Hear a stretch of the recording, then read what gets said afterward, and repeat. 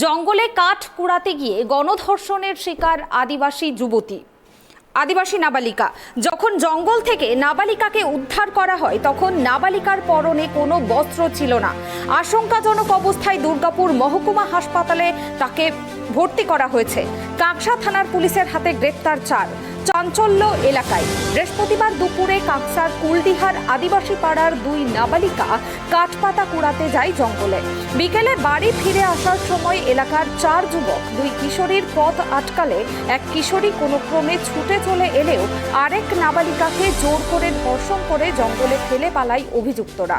বান্ধবী বাড়িতে গিয়ে একথা জানালে ওই নাবালিকার বাবা জঙ্গলে ছুটে গিয়ে বিবস্ত্র অবস্থায় নাবালিকাকে উদ্ধার করে নিয়ে আসে। এরপর অভিযুক্ত 4 জন ওই কিশোরীর বাবাকে বেধড়ক মারধর শুরু করে এবং পুলিশকে বিষয়টি জানালে গ্রাম ছাড়া করে দেওয়ারও তাকে হুমকি দিতে থাকে।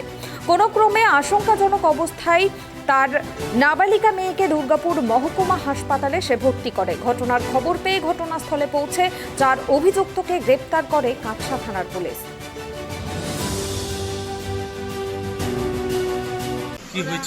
কাঠ আনতে গিয়েছিল জঙ্গলে, আর একটা বান্ধবী ছিল ওনার সাথে। ওই বান্ধবীটা ভয়ে পালিয়ে গিয়েছে, মানে ও যেতে পারে না। আর ও যদি চিচাতর নিয়ে ও বলছে মনে হয় আমাকে ওরা ধরে নেবে। তারপর ও দৌড়ে এসে আমাদেরকে বলেছে। তারপর আমরা ওইখানে আবার গিয়েছি। তখন ছেলেগুলো এখানে ছিল না, কিন্তু মানে মেয়েটা এখানে উলঙ্গ করে ছিল।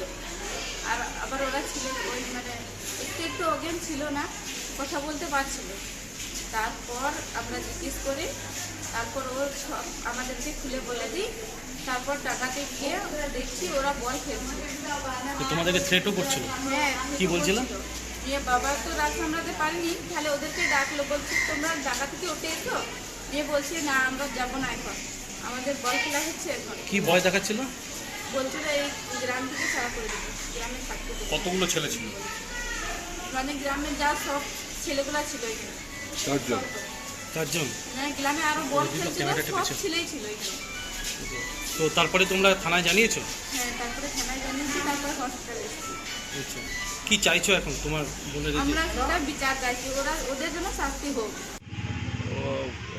এরা তো কাঠপোড়াতে গেছিল। হ্যাঁ, কাঠপোড়াতে গিয়েছিল। এরা কি তাহলে ফলো করছিল ওদেরকে? মনে হয় ফলো করছিল, নাহলে হবে কী করে। তারপরে ওরা মারধর করলো। তারপর আমি বিধাননগর মেয়েটাকে নিয়ে আসি, পুলিশকে কমপ্লেন করি। মেয়ে ভর্তি এখন? হ্যাঁ, মেয়ে ভর্তি আছে হাসপাতালে। মেয়ের বয়স কত? মেয়ের বয়স হচ্ছে 14 বছর। ও থানায় কমপ্লেন করেছেন? হ্যাঁ, কমপ্লেন করেছে থানায়। বলছি যে এরা জঙ্গলে কি ঘটনা ঘটিয়েছিল কিছু জানা গেছে? ধর্ষণ হয়ে গেছে, রেপ। মানে 4 জন মিলে রেপ করেছে? থানায় কমপ্লেন করেছে? হ্যাঁ, থানায় কমপ্লেন করেছে। বলছি যে শোনা যাচ্ছে যে আপনাকে মারধর করেছে? হ্যাঁ, আমাকে মারধর করেছে, আবার হুমকিও দিয়েছে গ্রাম থেকে ছাড়া দেয়, আমাকে গ্রামে বাঁচতে দেবে না। বলছি এরা কি কোনো রাজনৈতিক দল করে? ছেলেরা করে না, বাবারা হয় করে। কোন রাজনৈতিক দল করে? টিএমসি করে। বলছি যে এরা সব টিএমসি করে? হ্যাঁ, টিএমসি করে। বলছি যে টিএমসি করে বলেই কি দাদাগিরি হুমকি দিচ্ছে? টিএমসি করে মানে দাদাগিরি হুমকি দিচ্ছে। কি চাইছেন এখন আপনি? আমি চাইছি ওরা যেমন শাস্তি পাক। এরকম দুর্ঘটনা ঘটাবে।